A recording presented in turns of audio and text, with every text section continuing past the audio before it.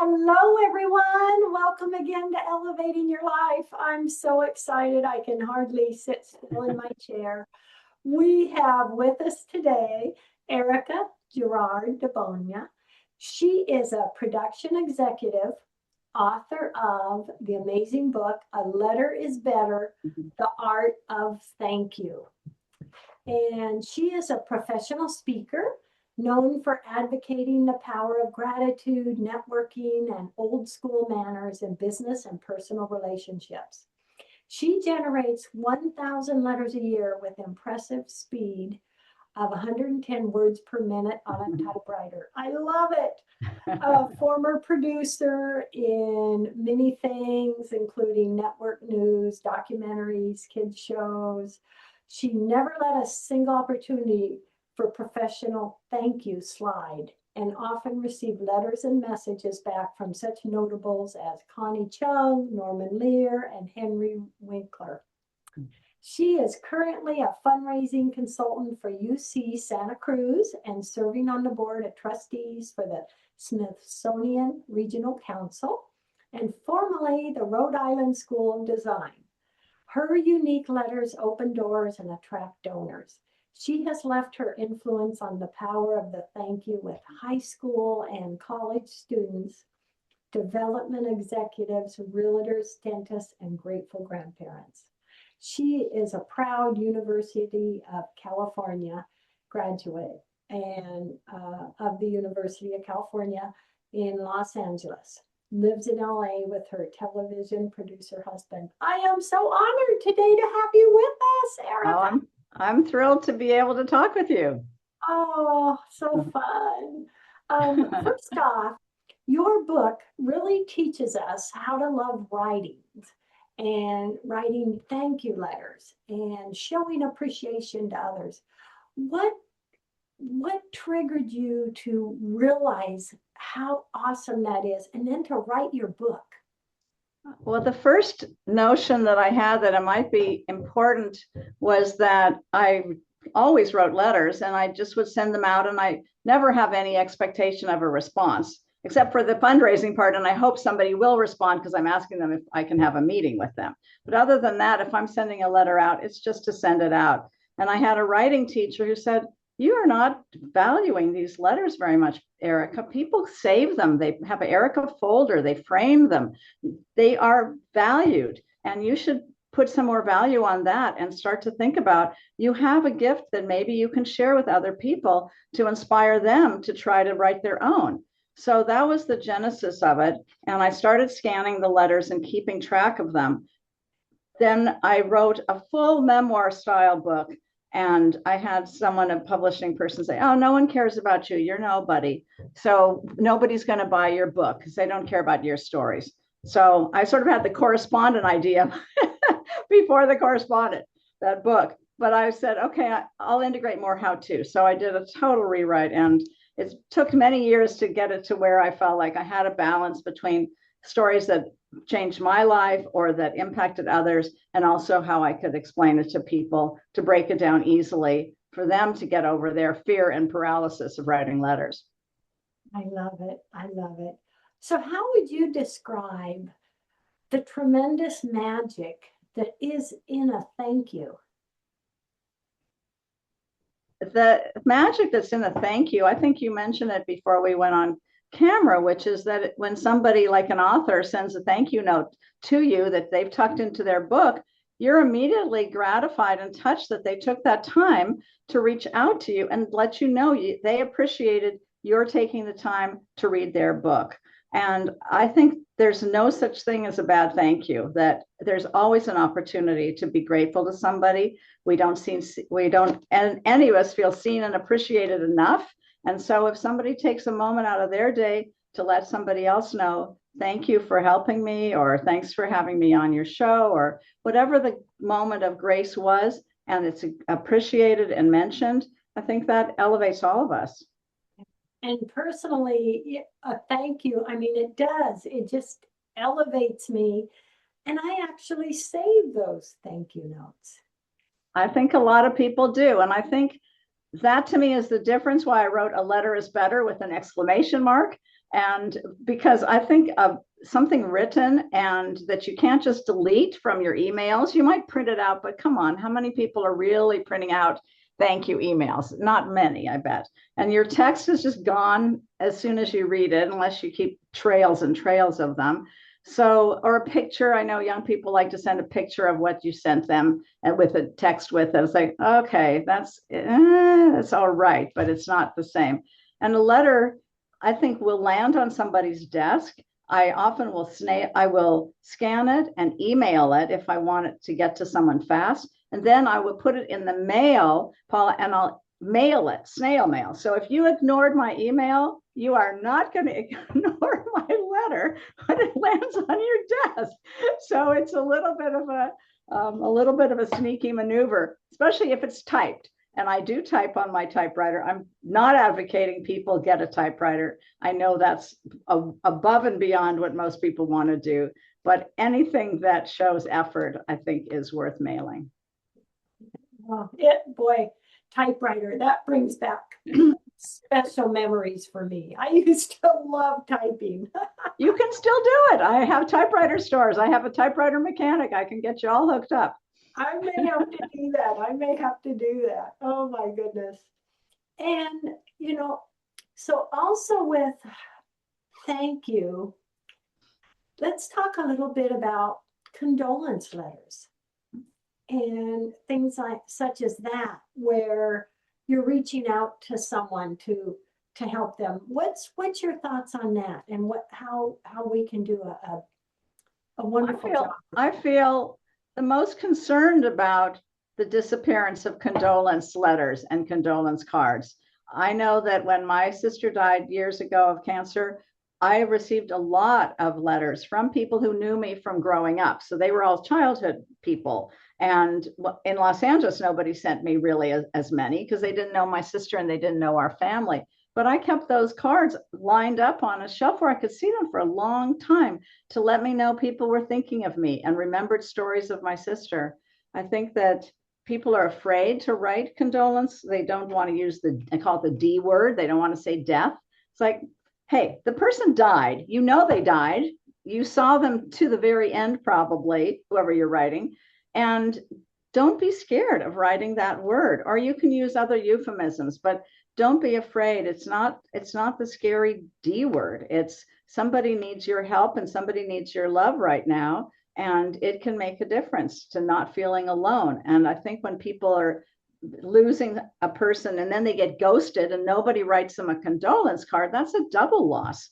And here they are with all these feelings and no place to talk about it or no place to feel anyone is with them in spirit. And I think a condolence letter can convey, I'm there for you, or let me ask you questions about who your person was that you lost, or let me come over and bring some coffee to you, or just show up unannounced. But a condolence card can be that entry to letting someone know you're thinking of them and you're there for them.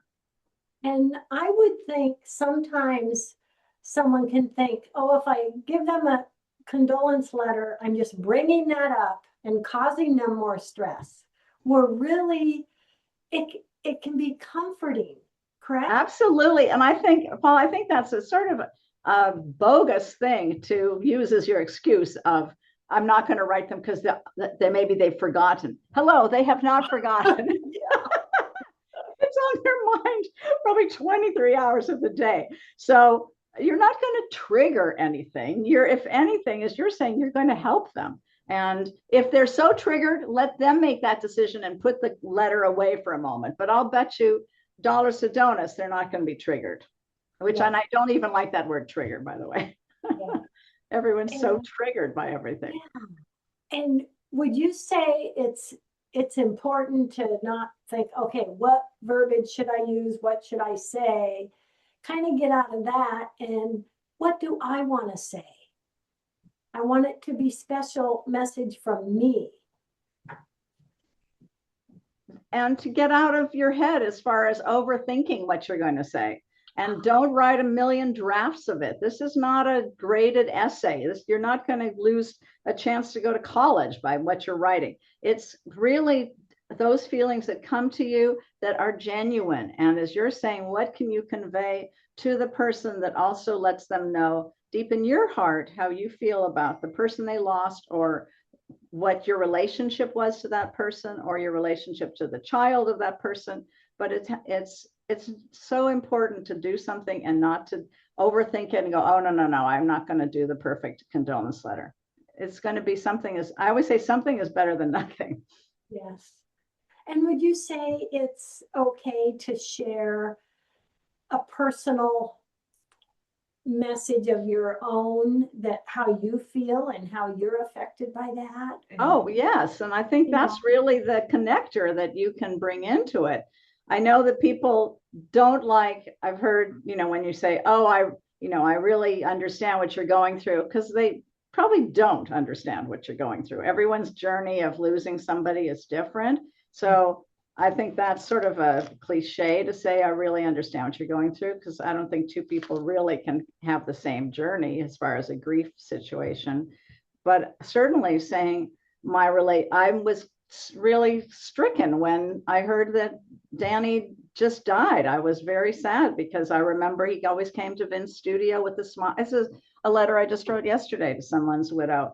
He always came to the studio with a smile. And I know that Vin was devastated when we heard that message, because he's been a part of our lives for 30 years. And he has a community of friends. And I know you have a lot of people who are closer to you than I am, but I wanted to add my voice to the community to let you know we are really sad about this. And this is a big loss. And so just how it affects me is sort of the first paragraph that I think people can start with. And I would think that sharing, what you're feeling and your loss helps who you're sending it to realize they're not alone in how they feel and in the suffering of that loss. They're not alone. But if they don't get told by anyone after the funeral and they go home and they're sitting there in the dark and there's nothing to remind them anyone's thinking of them, I don't know. I feel this is sort of right now, my bigger mission in a way than just thank yous, is to really promote people to be aware of how important a condolence is. And it's funny, Paula, because that was just one chapter of my book, but as I've been talking about it, that is the one part of it that I feel the most impassioned about, really, because I'm afraid that people are so terrified of them that it's going to go away. And I would really hate to see that. I think that would be just a loss of love that could be transferred in the world. And it's really needed, especially at a critical moment like that. With doing that and realizing the importance and the benefit of that, that's huge. That's effective. And get over your own ego. The person's not going to be like, oh, this isn't the best condolence letter I've ever gotten. They're not. Everything is going to be touching to them. I love it. I love it. Oh. And the other thing I say, Paula, is the other excuse people use is, oh, I don't want to handwrite it because my handwriting has gone downhill. It's really lousy. I hate handwriting. And a lot of people, including me, don't like their handwriting anymore. It's not how it looked when I was in the 4th grade.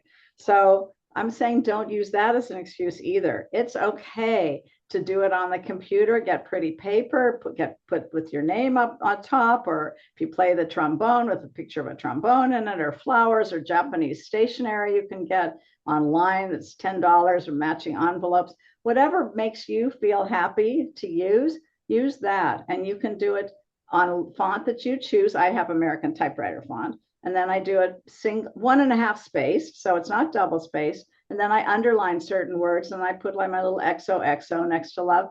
And by the time I'm done, it feels personal. Aww. Well, it is personal. And it's still easy to read, because a lot of people are sending out letters that you can't even tell what they're writing anymore. And that to me is not valuable. So don't use the bad handwriting as an excuse. Start to type it and let yourself off the hook there, and just start to get them out. And get those messages out. Mm-hmm. I love that. I love that. And when I think about the fact that you have, talked to and influenced high school, college students, executives, realtors, all these different people in this value of thank you letters and doing that. I mean, that is huge. What's that been like for you? And what has been kind of some of the feedback you've gotten? It's sort of, I realized that there has been a desire for this that maybe hasn't been spoken, but a lot of people are very appreciative that I'm reminding them they have a tool in their toolbox that they haven't picked up for a while, and that might be pretty rusty, but it's still really a good tool. And to use that to refine your relationships, to deepen relationships, to set yourself apart. I spoke to, my sister had a party in Orange County for friends of hers from 7 book clubs down there. So of course that was a pre-sold audience. They're all women who read books. But one of them was a friend of hers from Berkeley who'd come down and said, I hate writing. I hate my writing. I haven't done it in years. I keep saying I should, but I don't want to. And she said, but you gave me the inspiration. I could try just even a few a month. So the next day, my sister said her friend was still visiting with her, and she came downstairs and wrote 4 in one day. And she was like, she said, this is my own little act of action that I can take. I feel like I can't make the world a better place in so many areas, but this is something I can do that makes me feel better to be participating and trying to change the, I guess, energy or the dynamic of the world a little bit. And she's writing 2 or 3 letters a day. And this is someone who didn't even want to come to the party because she said to my sister, oh, I hate thank yous. So it's really, the other thing, Paula, I say, it's really a thanks for being you. It's the thank you is not so much about the gift. It's really saying you are the gift. And in a condolence, it's a reminder you are the gift, or your family member was the gift to all of us. And to take it deeper than just thanks for the shawl, it's thank you for thinking of me. Thank you for staying my friend. Thank you for being a good person. Thank you for being a good child to your parent. Whatever the thank you is that you can bring out, I think that's why it lands deeply for people, because that's they're not getting fed that very much. Yeah. And, you know, being able to create that energy and that, you know, such as your friend, you know, now writing letters a day. I mean, I love that. That's just huge. I just feel like, oh my gosh, the garden is growing. Well, and the other thing is, Paula, that I have had a lot of pen pals, a lot of little children since they were age 4. And I have one friend, Doris, who's in Key Biscayne, and she is 102. And we're still writing. I just went to visit her recently after her birthday because I was doing some TV stations there, and I thought, I've got to get to see Doris. How many more birthdays do we have here? And so I've had many, many pen pals, and there's just one young guy that I wrote. I met him once, and it was the person who was giving me stretch classes, and she left and she got married and had a couple more kids, and I haven't seen her in years and years, but I'd met her son, and she was a single mom at that point, and I related to that. I'd been a single parent. So I said, I'll write to your son, Daniel. And he was about 5. This little boy started writing me back and forth. We've written for many, many years. I'd only met him once. And she brought him to a book signing. She said, we've had a problem. He has been sort of brainwashed by his dad to not like me anymore. And it's been very difficult. But I had him in my book. And I said, make sure he gets my book because he deserves it. He wrote beautiful, intuitive letters to me. And she said, he's been struggling. He's been getting D's in school and not into school. And I said, he has a talent for writing, and I'm going to remind him of that. So he came to the book signing, and I didn't even recognize him. He's, you know, this tall now. And he sat inside. She couldn't be there because she was with her nursing her little baby. So it was his moment, and I thanked him in the audience, and he stood up. And I really wanted to let him know he is very special for having developed and established this relationship. And at one point he wrote me when he was all, thank you. How did you get inside my head? How did you know I needed some candy? I just came back from the hospital because I had to have staples in my head. He had fallen, and he was just a rambunctious kid. but how did you get in my head? Or he was just had interesting lines. And I said, you really are a writer. You're talented. And so that's the other thing I'd like to do, Paula, is try to encourage people not only to get back to their rusty pens and their ability to write, but to awaken it in younger people too, that this is something that can be wonderful. I've spoken to kids in an underserved area in Hawthorne near SpaceX. Wow. And they did not. I spoke to a whole day of ninth graders, and I brought paper and pencils and envelopes. And I said, well, first of all, you fold the paper and put in the envelope. They didn't know how to fold the paper into thirds because they just didn't know. No one had ever showed them. And then I said, well, how many people here have gotten a letter in the mail? Crickets. No one answered. And then finally, one little girl kind of tentatively raised her hand. She wasn't paper, actually. It was sort of a little white card. I said, a postcard? She goes, yeah, from my dentist. Her appointment card. Yes. So the kids are not getting written to, and so they are not knowing about the joy of opening a mailbox, which for me was always thrilling and still is. And get what you put out. So if you send a letter and someone might write you back. So I told all those kids in this class, if they would give me their address, I'd write them all. I wrote them all. And one little girl was a tenant, and she said the people near her in the neighborhood were mad about her dogs, but her mother had left and was on drugs, and the dogs were barking a lot. And I said, she felt she was being unfairly treated by the neighbors. And I said, you can write to your city council person. And I helped her research who that should be. I said, you have a voice. And she started the letters by signing it from Camille, the little girl who has no voice. And at the end, she wrote, from Camille, the little girl who found her voice. Oh my gosh. I grew up with parents who were always wrote letters to the editor of the paper and were very involved in the community. So for me to be able to tell kids, you have a voice, you can do something to make a tiny change, and you can write a letter and it can have a ripple effect. So try that. Don't just write something online of yes or no, or a mean critical comment about a restaurant. Do something that can make a difference.